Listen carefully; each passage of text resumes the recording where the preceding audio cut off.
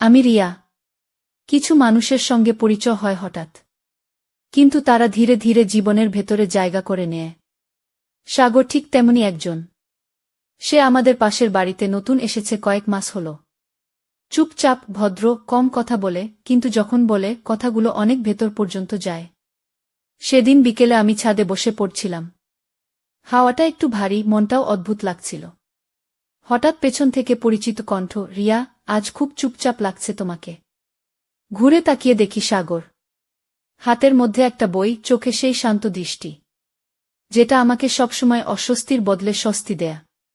এমনিই, আমি বললাম, মাঝে মাঝে চুপ থাকতে ভালো লাগে। সে আমার পাশে বসল, দূরত্বটা যথেষ্ট, কিন্তু উপস্থিতিটা খুব কাছের মনে হল। চুপ থাকা মানেই কিন্তু খারাপ কিছু না, সাগর বলল। কখনো কখনো চুপ থাকলেই মানুষ নিজের ভেতরের কথাগুলো শুনতে পায়। আমি ওর দিকে তাকালাম। এই কথাটা কেউ আমাকে আগে বলেনি। তুমি কিভাবে এত সহজে মানুষ বুঝে ফেলো? আমি জিজ্ঞেস করলাম। সে হালকা হাসল। কারণ আমিও চুপচাপ মানুষ। চুপচাপ মানুষ অন্য চুপচাপ মানুষকে সহজে চিনে ফেলে। হাওয়ায় আমার চুল উড়ে মুখে এসে পড়ছিল। আমি ঠিক করতে ব্যস্ত ছিলাম, আর সাগর নীরবে তাকিয়েছিল, কোনো অস্বস্তি নয়, কোনো বাড়াবাড়ি নয়। তুমি সবসময় নিজেকে খুব শক্ত দেখাও, সে বলল হঠাৎ। কিন্তু তোমার চোখ অন্য কথা বলে। আমি একটু থমকে গেলাম।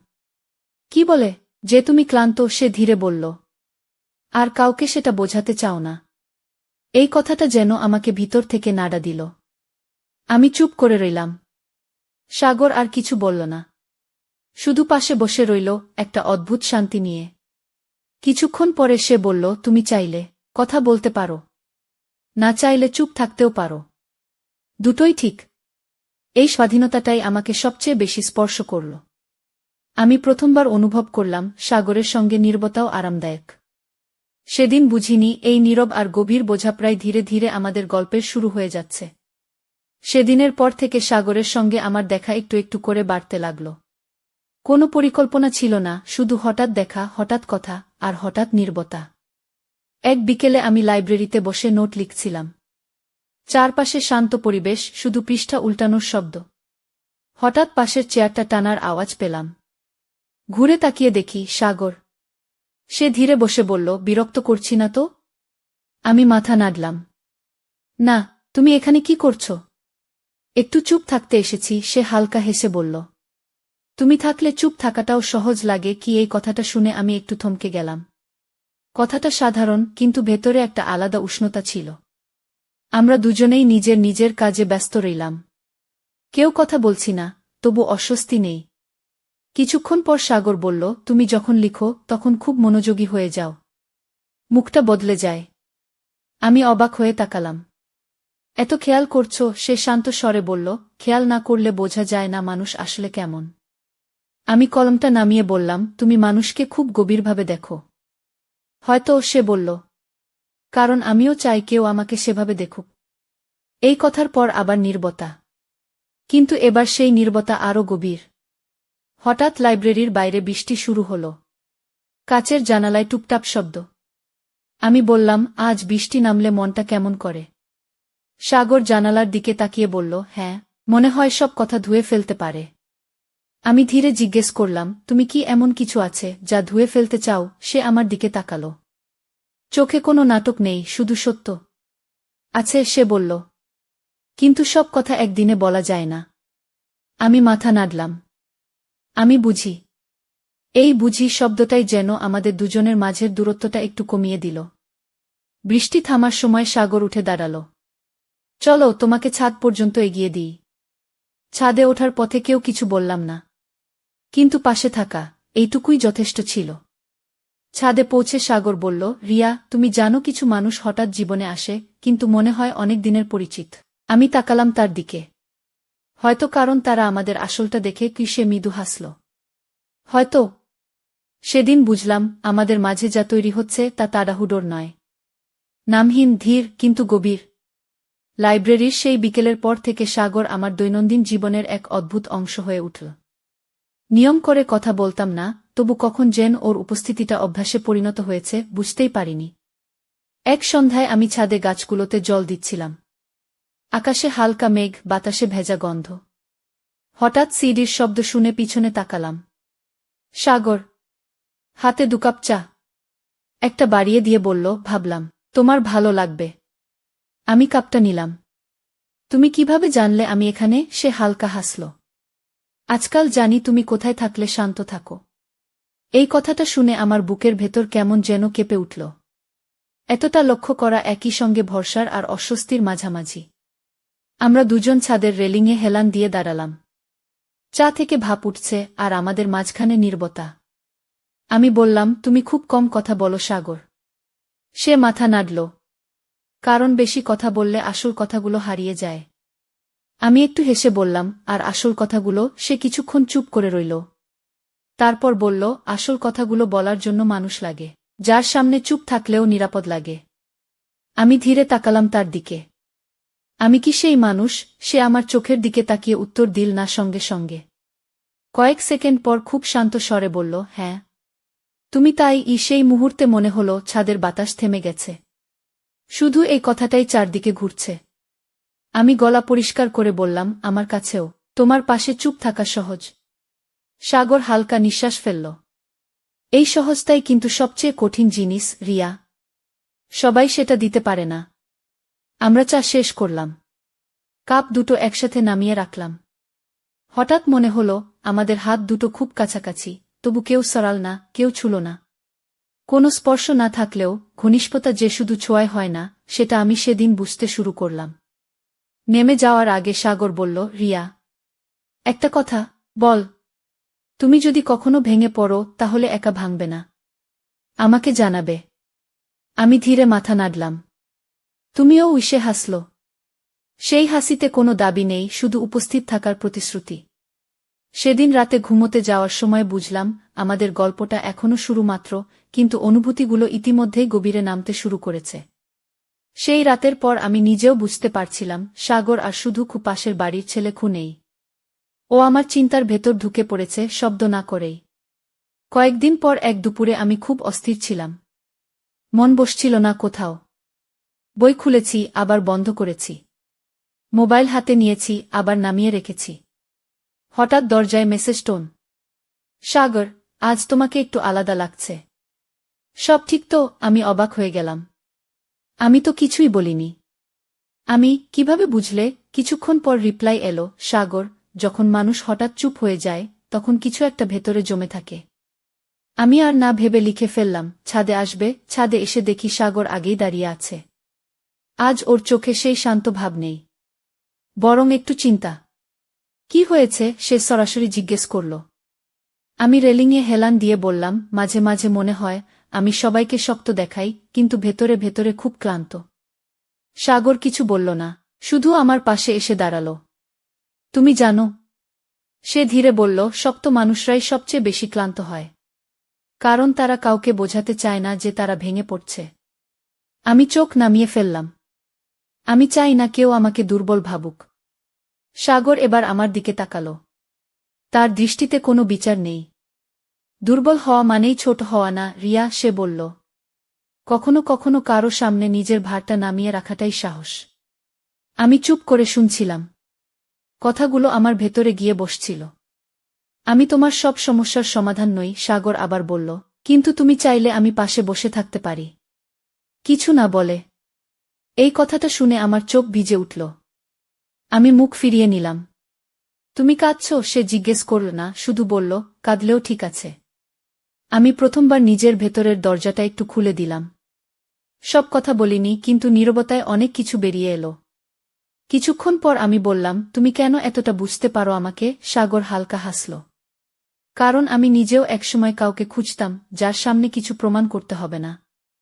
আমি তাকালাম তার দিকে। এই প্রথম মনে হলো সাগরেরও একটা গল্প আছে, যা এখনো পুরো বলা হয়নি। হাওয়া বইছিল। আমাদের মাঝে দূরত্ব ছিল, কিন্তু মনে হচ্ছিল আমরা আগের চেয়ে অনেক কাছাকাছি।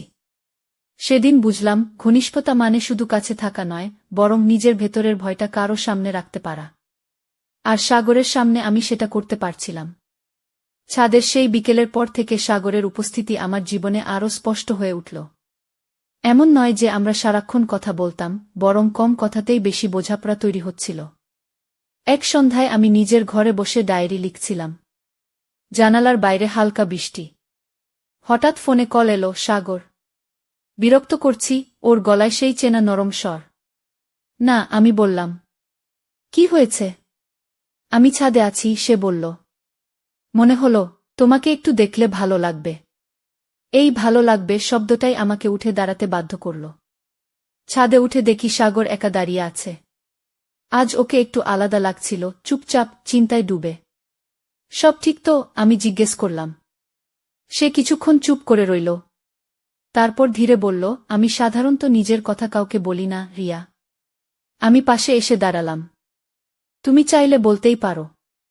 না চাইলে চুপ থাকাও ঠিক। সে আমার দিকে তাকালো। চোখে দ্বিধা, কিন্তু ভরসাও। আমি অনেক আগে কাউকে খুব বিশ্বাস করেছিলাম, সাগর বলল। কিন্তু সেই বিশ্বাস ভেঙে যাওয়ার পর আমি নিজেকে গুটিয়ে নিয়েছি। আমি মন দিয়ে শুনছিলাম। কোনো প্রশ্ন করিনি। তোমার পাশে থাকলে, সে আবার বলল, মনে হয় আমি আবার একটু খোলার সাহস পাচ্ছি। এই কথাটা শুনে আমার বুকের ভেতর কেমন করে উঠল। এটা কোনো বড় স্বীকারোক্তি নয়, কিন্তু এর ওজন অনেক। আমি বললাম, ভয় পেজো না। আমি তোমার কাছ থেকে কিছু চাই না, শুধু তুমি যেমন সেভাবেই থাকো। সাগর হালকা হাসল। এই কথাটাই সবচেয়ে বড় জিনিস, রিয়া। বৃষ্টি একটু বেড়ে গেল। আমরা ছাদের কোণে এসে দাঁড়ালাম। হঠাৎ সে বলল, তুমি জানো, আমি তোমার দিকে তাকালে শান্তি পাই। আমি তাকালাম তার দিকে। কারণ আমরা দুজনেই কাউকে প্রমাণ করার চেষ্টা করছি না। সে মাথা নাড়ল। হয়তো এই কারণেই তোমাকে আলাদা লাগে। এই আলাদা শব্দটা আমাদের মাঝের বাতাসটাকে একটু ভারী করে দিল। কিন্তু অস্বস্তিকর নয়, বরং সত্যি। আমি খুব ধীরে বললাম, তুমিও আমার কাছে আলাদা, সাগর। সে আর কিছু বলল না। শুধু সেই নীরবতাটাকে থাকতে দিল। সেদিন বুঝলাম, আমাদের সম্পর্ক এখন আর শুধু বোঝাপড়া নয়। ভেতরে কোথাও নামহীন কিন্তু গভীর এক অনুভূতি শিকট গাড়তে শুরু করেছে। সাগরের সেই কথাগুলোর পর আমি অনেকক্ষণ চুপ করেছিলাম। মনটা অদ্ভুতভাবে ভারী লাগছিল, খারাপ নয়, বরং এমন এক ভার, যা নতুন কিছু জন্ম নেওয়ার আগে আসে। পরের কয়েকদিন আমরা আগের মতোই দেখা করতাম। কিন্তু কোথাও যেন বদল এসেছিল। কথাগুলো একটু বেশি ভেবে বলা হচ্ছিল, নীরবতাগুলো আগের চেয়ে গভীর। এক বিকেলে আমি হাঁটতে বেরিয়েছিলাম। রাস্তায় হালকা রোদ, বাতাসে গাছের পাতার শব্দ। হঠাৎ পাশে এসে হাঁটা শুরু করল সাগর। একাই বেরিয়েছ? সে জিজ্ঞেস করল। হ্যাঁ, আমি বললাম। মাথা পরিষ্কার করতে? সে মাথা নাড়ল। ভালো করেছ। মাঝে মাঝে নিজের সাথেই হাঁটা দরকার। আমরা পাশাপাশি হাঁটছিলাম। কেউ তাড়া করছিল না কথার জন্য। কিছুক্ষণ পর সাগর বলল, রিয়া, তুমি কি কখনো ভয় পাও? আমি একটু ভেবে বললাম, পাই। সবচেয়ে বেশি ভয় পাই যদি কেউ খুব কাছে এসে আবার দূরে চলে যায়। সাগর থামল। আমি তাকিয়ে দেখি, তার চোখে কোনো নাটক নেই, শুধু সত্য। আমি ঠিক এই ভয়টার কারণেই, সে ধীরে বলল, এতদিন কাউকে কাছে আসতে দিইনি। আমি খুব শান্ত স্বরে বললাম, তাহলে এখন? সে আমার দিকে তাকাল। এখন আমি চেষ্টা করছি ভয়টা সত্ত্বেও কাছাকাছি থাকতে। এই কথাটা আমাকে ভেতর থেকে নাড়া দিল। কারণ আমি জানতাম, এই চেষ্টা সহজ নয়। হাঁটা থামিয়ে আমরা পার্কের এক বেঞ্চে বসলাম। দূরে বাচ্চাদের হাসির শব্দ, চারপাশে স্বাভাবিক জীবন। আমরা যদি একে অপরের পাশে থাকি, আমি ধীরে বললাম, তাহলে দূরে চলে যাওয়ার ভয়টা হয়তো একটু কমবে। সাগর হালকা হাসল। তুমি জানো না এই কথাটা শোনার জন্য কতদিন অপেক্ষা করছিলাম। আমি তাকালাম তার দিকে। এই প্রথম মনে হল, আমাদের অনুভূতিগুলো আর শুধু নীরব নয়, তারা ধীরে ধীরে নিজেদের জায়গা চাইছে। সাগর বলল, আমি কোনো প্রতিশ্রুতি দিচ্ছি না, রিয়া। শুধু এটুকু বলতে পারি, আমি থাকব যতক্ষণ থাকা যায় সত্যি করে। আমি মাথা নাড়লাম। আমিও তাই চাই। সত্যি করে থাকা। আমরা দুজনেই চুপ করে বসে রইলাম। কিন্তু এই চুপটা আর অজানা নয়। এটা ছিল বোঝাপড়ার চুপ। সেদিন বুঝলাম, সব সম্পর্ক হঠাৎ শুরু হয় না। কিছু সম্পর্ক ধীরে ধীরে, ভয়ের ভেতর দিয়েই বিশ্বাসের দিকে এগোয়। আর সাগরের সঙ্গে আমি ঠিক সেই পথেই হাঁটছি। পার্কের সেই বিকেলের পর আমাদের মাঝে আর কোনো অস্বীকার ছিল না। সবকিছু আগের মতোই স্বাভাবিক, কিন্তু অনুভূতিগুলো আর লুকিয়ে রাখা যাচ্ছিল না। কয়েকদিন পর এক রাতে হঠাৎ বিদ্যুৎ চলে গেল। বাড়িটা অন্ধকার। বাইরে আকাশে মেঘ। আমি বারান্দায় দাঁড়িয়েছিলাম, হালকা অস্থির লাগছিল। ঠিক তখনই ফোনে মেসেজ, সাগর, বারান্দায় আছো? আমিও আছি। আমি অবাক হয়ে ওপাশে তাকালাম। অন্ধকারে ওর ছায়াটা দেখা যাচ্ছিল। এভাবে অন্ধকারে দাঁড়িয়ে থাকলে ভয় লাগে না? আমি জিজ্ঞেস করলাম। সাগর বলল, আগে লাগত। এখন জানি, একাই নই। এই কথাটা শুনে বুকের ভেতর কেমন শান্ত হয়ে গেল। কিছুক্ষণ পর সে খুব ধীরে বলল, রিয়া, আমি একটা কথা পরিষ্কার করে বলতে চাই। আমি চুপ করে রইলাম। হাওয়ার শব্দ আরও স্পষ্ট লাগছিল। আমাদের মাঝে যা হচ্ছে, সাগর বলল, তা হালকা কিছু না। কিন্তু আমি চাই এটা যেন তাড়াহুড়ো না হয়, ভুল বোঝাবুঝি না হয়। আমি মাথা নাড়লাম। আমিও তাই চাই। আমি চাই যা হবে সেটা হোক স্থিরভাবে। সে একটু থেমে বলল, তুমি জানো আমি তোমার উপর ভরসা করি। আমি ধীরে উত্তর দিলাম, আর আমি তোমার উপস্থিতিতে নিরাপদ বোধ করি। এই দুটো বাক্যই যেন আমাদের সিদ্ধান্তের শুরু ছিল। বিদ্যুৎ তখনও আসেনি। অন্ধকারে কিছু দেখা যাচ্ছিল না, কিন্তু অদ্ভুতভাবে সবকিছু পরিষ্কার লাগছিল। সাগর বলল, তাহলে আমরা দুজনেই একটাই কাজ করি, একসাথে হাঁটি। ভবিষ্যৎ নিয়ে নয়, আজ নিয়ে। আমি হালকা হাসলাম। এইটুকুই তো চাইছিলাম। সেই রাতে কোনো বড় প্রতিশ্রুতি হল না, কোনো নাটকীয় মুহূর্ত না। শুধু দুজন মানুষ, যারা বুঝে নিয়েছে তারা আর আলাদা পথে হাঁটছে না। সেই রাতের পর আমাদের সম্পর্কটা যেন আলাদা কোনো নাম পেল, না প্রেমের তাড়াহুড়ো, না বন্ধুত্বের সীমা। শুধু দুজন মানুষের পাশে থাকার সিদ্ধান্ত। পরদিন সকালে আমি রান্নাঘরে চা বানাচ্ছিলাম। মনটা অদ্ভুতভাবে হালকা। হঠাৎ দরজায় নক। খুলতেই দেখি সাগর। হাতে দুটো গাছের চারা। এগুলো আজ কিনলাম, সে একটু লাজুক হেসে বলল। ভাবলাম ছাদে লাগালে ভালো লাগবে। আমি অবাক হলাম। হঠাৎ গাছ, সে বলল, কিছু জিনিস একদিনে বড় হয় না। তাদের যত্ন দিতে হয়, সময় দিতে হয়। আমি কথাটার ভেতরের মানে বুঝে ফেললাম। চুপ করে শুধু বললাম, চলো, লাগাই। ছাদে আমরা দুজন পাশাপাশি কাজ করছিলাম। মাটি, পানি, ছোট চারাগাছ। সবকিছু খুব সাধারণ, কিন্তু অনুভূতিটা আলাদা। রিয়া, সাগর হঠাৎ বলল, আমি চাই না তুমি ভাবো আমার পাশে থাকতে হলে তোমাকে বদলাতে হবে। আমি তাকালাম তার দিকে। আমিও চাই না তুমি নিজের ভয়গুলো লুকাও শুধু আমার জন্য। সে মাথা নাড়ল। তাহলে আমরা ঠিক আছি। এই ঠিক আছি কথাটার ভেতরে একটা ভরসা ছিল, যেটা অনেক বড় প্রতিশ্রুতির থেকেও শক্ত। গাছ লাগানো শেষ হলে আমরা রেলিংয়ে দাঁড়ালাম। নিচে শহরের শব্দ, উপরে আকাশ। সাগর বলল, হয়তো সামনে ঝামেলা আসবে, ভুল বোঝাবুঝি হবে, কিন্তু আমি চাই আমরা কথা বলা বন্ধ না করি। আমি খুব শান্তভাবে বললাম, কারণ নীরবতা যদি বোঝাপড়ার হয়, তাহলে সেটা সুন্দর। আর যদি দূরত্বের হয়, তাহলে ভয়ঙ্কর। সে হালকা হাসল। এই কারণেই তোমার সঙ্গে থাকা সহজ। আমি বুঝলাম, আমাদের গল্পটা এখন আর প্রশ্নে ভরা নয়, এটা ধীরে ধীরে উত্তর খুঁজে নিচ্ছে। সেদিন সন্ধ্যায় ছাদ থেকে নামার সময় আমি পিছনে তাকালাম। ছোট চারাগাছগুলো বাতাসে নড়ছে। হঠাৎ মনে হল, আমাদের সম্পর্কটাও ঠিক এমনই। ছোট ও নরম, কিন্তু যত্ন পেলে বড় হওয়ার ক্ষমতা আছে। ছাদের সেই চারাগাছ লাগানোর পর আমাদের দিনগুলো খুব সাধারণভাবে কাটছিল। কিন্তু আমি বুঝতে পারছিলাম, এই সাধারণতার ভেতরেই লুকিয়ে আছে বড় একটা পরিবর্তন। একদিন দুপুরে আমি ঘরে কাজ করছিলাম। হঠাৎ সাগর এসে বলল, রিয়া, একটু বসবে? ওর গলায় অন্যরকম গুরুত্ব ছিল। আমি বুঝে গেলাম, এটা কোনো হালকা কথা নয়। আমরা বসার ঘরে বসলাম। জানালার বাইরে রোদ পড়ছে, ভেতরে এক ধরনের চাপা নীরবতা। সাগর বলল, তুমি জানো, আমাদের এই পাশে থাকা এটা এখন আর শুধু আমাদের মধ্যে সীমাবদ্ধ নেই। আমি চুপ করে রইলাম। কারণ কথাটা সত্য। মানুষ লক্ষ্য করছে, সে বলল। প্রশ্ন আসবে। আর সেই প্রশ্নগুলোর সামনে আমাদের দুজনকেই শক্ত থাকতে হবে। আমি ধীরে বললাম, তুমি কি ভয় পাচ্ছ? সে একটু হেসে বলল, ভয় না পেলে মিথ্যে বলা হবে। কিন্তু তোমাকে হারানোর ভয়টাই বেশি। এই কথাটা আমার বুকের ভেতর কেঁপে উঠল। আমি শান্ত গলায় বললাম, আমি চাই না তুমি একা চাপ নাও। যা আসবে আমরা একসাথেই সামলাব। সাগর আমার দিকে তাকিয়ে বলল, এই কথাটাই আমার দরকার ছিল। সেই মুহূর্তে বুঝলাম, ভালোবাসা মানে শুধু পাশে বসে থাকা নয়, ভালোবাসা মানে বাস্তবের কঠিন প্রশ্নের সামনে একসাথে দাঁড়ানো। পরের কয়েকদিনে আমরা ইচ্ছাকৃতভাবে আরও খোলাখুলি কথা বললাম। ভবিষ্যৎ নিয়ে নয়, বরং সীমা, সম্মান আর বোঝাপড়া নিয়ে। এক সন্ধ্যায় সাগর বলল, যদি কোনোদিন মনে হয় এই পথটা তোমার জন্য কঠিন, তুমি আমাকে বলবে। আমি উত্তর দিলাম, আর তুমি যদি ক্লান্ত হও, আমার কাঁধটা ব্যবহার করবে।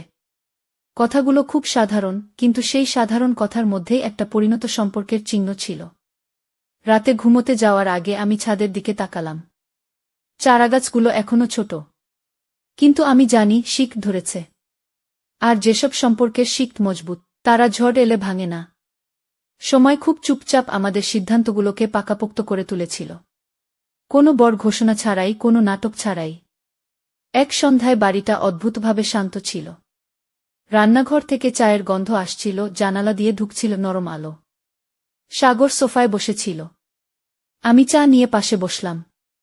অনেকক্ষণ কেউ কিছু বললাম না। এই নীরবতা আর অস্বস্তি ছিল না, ছিল পরিচিতি। হঠাৎ সাগর বলল, রিয়া, জানো আমি আগে কখনো বাড়ি শব্দটার মানে বুঝিনি গি। আমি তাকালাম তার দিকে। সবসময় মনে হতো বাড়ি মানে চার দেয়াল। কিন্তু এখন মনে হয়, যেখানে শান্তি আছে, যেখানে নিজেকে লুকাতে হয় না, সেখানেই বাড়ি। আমি খুব ধীরে বললাম, আমারও তাই মনে হয়।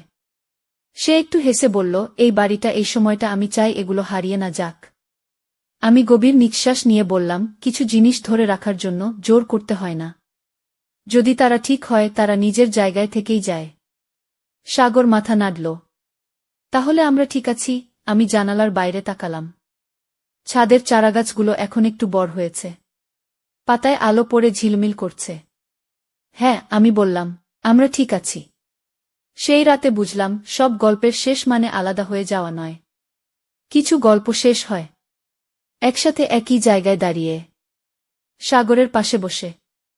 আমি আর কোনো ভবিষ্যৎ কল্পনা করিনি, কারণ বর্তমানটাই যথেষ্ট ছিল।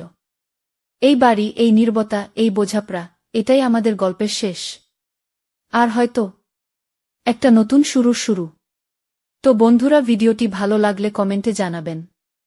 এই রকম ভালোবাসার গল্প শুনতে চাইলে চ্যানেলটি সাবস্ক্রাইব করুন এবং পাশে থাকুন আর আপনার বেল আইকনটা বাজিয়ে রাখুন, যাতে নতুন ভিডিও আপলোড করা মাত্র আপনারা দেখতে পান।